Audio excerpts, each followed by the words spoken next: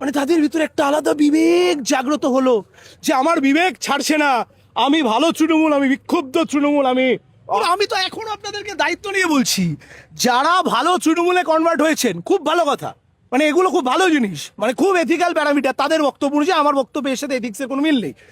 আপনারা একটা minimum councillor পোস্টের জন্য কন্টেস্ট করুন, ছেড়ে দিন, সব ছেড়ে দিন।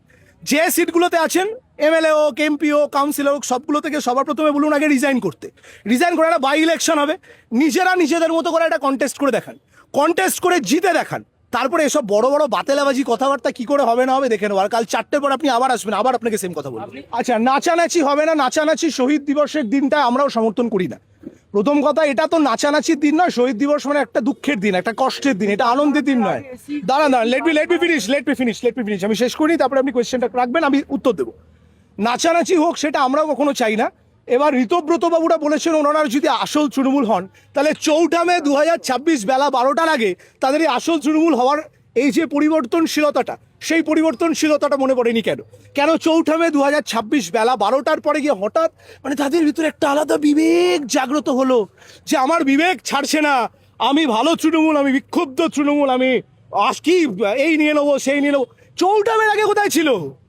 4 মে 2026-এর আগে এনাদের এই যে এত বিবেক, এই বিবেক কোথায় ছিল? ভেতরে ঢুকেছিল বিবেক, নাকি সেই অবস্থায় আসছিল না? আজকে এই সময় দাঁড়িয়ে আমরা 4 মে 2026 পরে প্রথম বাংলার বুকে সর্বপ্রথম শহীদ দিবস পালন করতে চলেছে। এবং এই যে দেখছেন পেছনে এই ব্যানার, ওই একজনেরই ব্যানার থাকছে, মমতা বন্দ্যোপাধ্যায়। ওনাকে ছাড়া কেউ মানুষজন কিচ্ছু চিনবেন না। কালকে আবার আসবেন, সেম রাইট দেবো আপনাদের বেলা 4টের পর। ঋতব্রতপন্থী ওই শিবিরে, মানে যারা এখন কায়দা করে পালিয়ে গেছেন সোজা ভাষায়, এসকেপ ফ্রম দ্য রিয়েলিটি, তাদের শিবিরে কটা লোক হয়, আমার শিবিরে, আমার শিবির বলাটা আমি ভুল বললাম, আমাদের শিবিরে কটা লোক হয় আপনি সেদিন মিলিয়ে নেবেন। কি বলছিলেন আপনি? কর্মী সভা নিয়ে বলছিলেন যে এসি বাস ভর্তি করে সেলিব্রিটিদেরকে আনতে। হ্যাঁ, এবারে দেখুন, সেলিব্রিটিরা আসবেন কি আসবেন না সেটা তাদের ব্যক্তিগত সিদ্ধান্ত। সেলিব্রিটিদেরকে তো আমি গালে চুমু খেয়ে কোনোদিনের জন্য বলতে পারবো না যে ভাই আপনি আসুন, বা না ভাই আপনি আসবেন না। এটা ওনাদের ব্যক্তিগত সিদ্ধান্ত, এটা নিয়ে আমার কিছু বলার নেই। কে আসবেন না আসবেন আমার কোনো আগ্রহ নেই।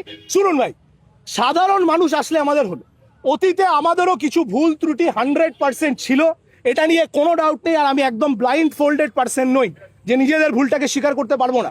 আমাদের অতীতে বেশ কিছু জায়গায় কিছু কমপ্লিমেন্টারি এরার ছিল, সেই এরারগুলোকে বেনজলগুলো দেখুন, পুঁজ রক্ত বেরিয়ে গেলে ঘাটা তাড়াতাড়ি শুকিয়ে যায়।